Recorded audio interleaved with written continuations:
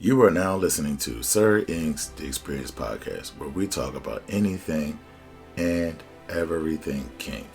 Now, this podcast is only catered to those that are 18 and above and may not be suitable for work, or as we like to say, NSF. But remember, you can always listen to us during your private time. Hello, kinky and kinkiers folk out there.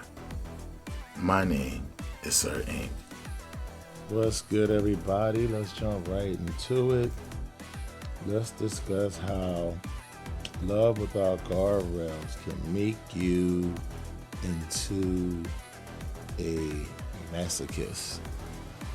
Yes, love and masochism kind of like cousins, a little something, especially that kind of imbalanced love, where you're loving someone so much that you choose to blind yourself to the things that they're actually doing. You're blinding yourself to not receiving the treatment and not receiving a fair exchange of energy, ideas, resources, affection, sex, all these things.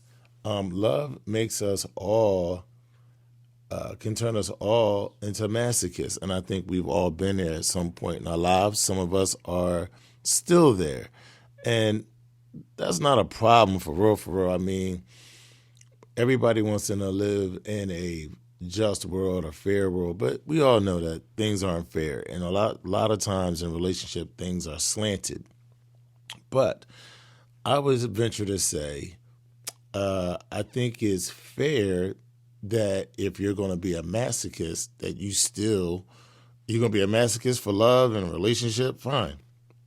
I still believe that you should get your basic needs met to be the masochist in a relationship. So for instance, like in BDSM, you have you have a masochist, but the masochist, gets treated a certain kind of way. You have degrading and all other kind of things, right? Serving and, all different kind of things in this lifestyle, right? It's just so many things I can't really even get into all of it right now. However, the point is, in this lifestyle, that person still has needs, and those needs need to be met. For me to keep you as my submissive, my slave, and my masochist to my sadism, right? I still need to make sure that my masochist receives certain things that keep them locked into the relationship. If you don't give people their bare minimum, no matter what the dynamic is, those people tend to wane and not feel important. And it's not necessarily feel important, because if you're a masochist, your feeling important may not even be important to yourself or the person or the sadist, right? But if you don't feel as though you're being fulfilled in some way, even in your masochism, if you feel as though your masochism and your willingness to do anything or just about anything or to push boundaries that normal people don't push, if you still feel as though you're not receiving enough back that allows you to lock into that position, you'll eventually wane and fall out of being a masochist, and you'll seek it somewhere else.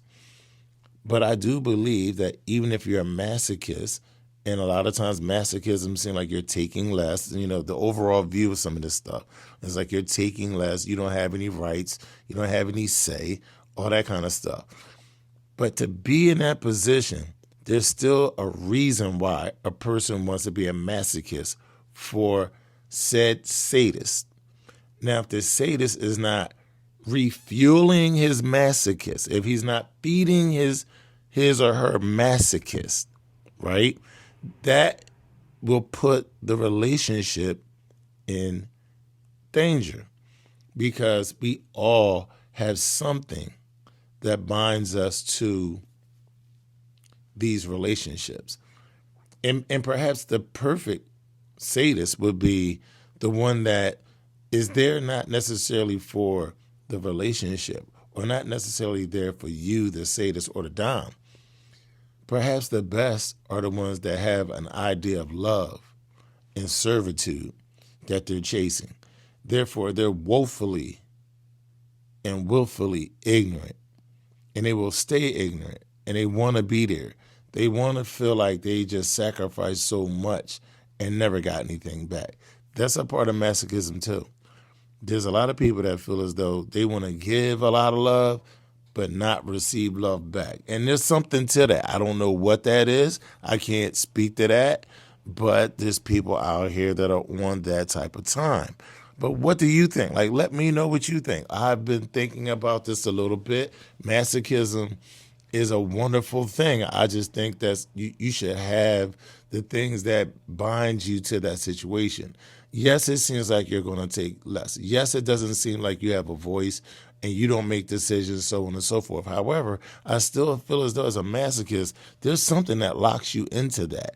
And maybe it's just your false ideology of whatever the relationship is or whatever relationship you want to have, whereas though you're this sacrificial lamb that you give so much and don't get anything back. Maybe that justifies something about your own personality, your upbringing, or whatever the case may be. I'm not a psychologist. I'm only speaking to the things that I've seen, the things that I know.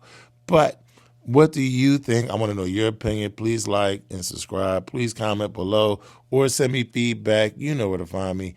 Until next time, peace.